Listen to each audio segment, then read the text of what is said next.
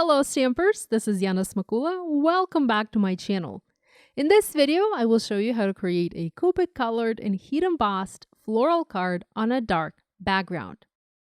This is the card we will be making in today's video. I like my cards to be simple yet dramatic, and I often achieve that drama with the help of dark colored cardstock. I also love to color with Copic markers, as I find coloring with Copics to be quick and efficient. It's one of my favorite coloring mediums. As you know though, coloring with Copic markers or any other alcohol markers is not possible on dark cardstock due to the nature of that coloring medium. Yet, on this card, it looks like I colored the flowers directly on the background. I achieved this look with the help of a simple trick, and I'll share that with you today. Let's get started. I'm going to begin by stamping this beautiful floral cluster from the My Favorite Things Floral Focus stamp set. On my finished card, the image is heat embossed and colored with Copic markers. It's best to never color with your Copic markers something that is heat embossed, as you run the risk of ruining the tip of your marker. Yet, I still love the look of a simple Copic colored image and heat embossed outline. I often forgo the rule of not coloring with Copics over heat embossing, and I just try to be very careful. But not everyone is like me, and you might not want to do this. So I'll show you a workaround so that you can still have this look, but not have to color with Copics over heat embossing. I'm going to stamp this image twice. First in black alcohol marker friendly ink, and then in clear embossing ink and heat set it with embossing powder. But I'm not going to stamp the image twice right away. First, I'm stamping it in black Copic marker friendly ink on white cardstock. I'm not being very careful here. I don't really care if my impression is perfect. It just needs to be good enough for me to see where I need to color.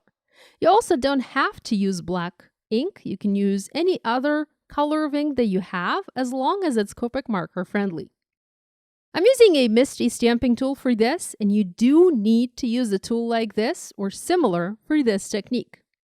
Once I've stamped the image, I am keeping the stamp in the Misty and I'm not removing it. It is very important to keep it as is to be able to later heat emboss the same image in the same spot on the same piece of paper. The next step is coloring. Here you can color however you like, using whatever colors you prefer. I've been enjoying using subtle shades of pink with some lively greens, so those are the colors I will be coloring with. Now, I'm not going to show you how I colored the entire cluster, but will rather show you just bits and pieces, as this video is really not about the coloring. It's about creating that dramatic look. The pink colors I'm using are RV34, RV11, RV10, and RV00. I'm following the stamped lines. I'm envisioning where the shadows are on the petals, where the highlights are, and I'm coloring the petals accordingly. I personally love to color. I find it very relaxing and therapeutic. To color the leaves, I'm using YG03, YG17, and YG63 colors. And again, I'm doing very simple coloring, nothing fancy here at all. I'm not spending too much time focusing on the details, as a lot of those details will be covered by heat embossing later. I went ahead and colored the rest of the images in the same way. Before I move to adding the heat embossed outline, I'm going to let the ink dry on my panel. This is a crucial step, and you want to make sure to either give the panel some time to dry or zap it with a heat tool. Next, I'm treating the panel with anti-static powder and using a dry paintbrush to spread that powder equally on the paper. I want to do a test run first to see if the paper is indeed dry, and I'm doing this by pouring embossing powder over the panel to see if any of the embossing powder sticks. None did, and so we're good to go. I've placed the panel back in my mini Misty with the stamp positioned as it was before. I'm once again treating the paper with anti-static powder just to be on the safe side. Next, I've inked the stamp with clear embossing ink. I'm double checking to see if the panel is positioned correctly, and I'm stamping the image. Looks like it's a perfect match. I'm going to cover the panel with embossing powder, I love to use metallic colors for projects like this, and all that's left to do now is heat set the powder to melt it.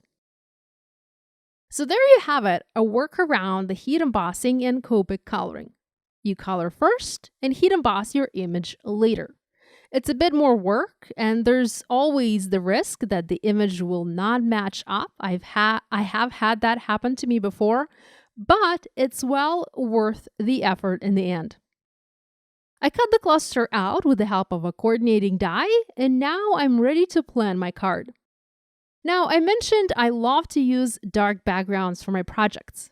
I picked a dark blue-green one for this card, and my plan is to foam mount the die cut and colored cluster over it.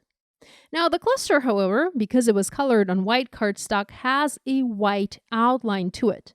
The cluster on my finished card doesn't have any visible outline, and thus it blends with the background and just looks a lot better.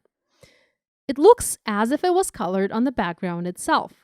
This is easily done with a simple trick that requires just a little bit more coloring. Now, I've looked through my Copic collection, and I have picked a marker that matches in color to the background paper that I'm using for my card. I'm going to use this marker to color the white outline of my die cut. If you are afraid to color next to the heat embossing, you might want to color it before the heat embossing step and even before you die cut the cluster. I'm okay coloring next to the heat embossing, so I really don't mind. As I begin coloring, you can see how that color edge instantly changes the look of the die cut. It's as if the colors I use to color the die cut become more vivid and they really come to life. That's what the dark background does to your coloring. Here's the die cut all colored and ready to go on the card.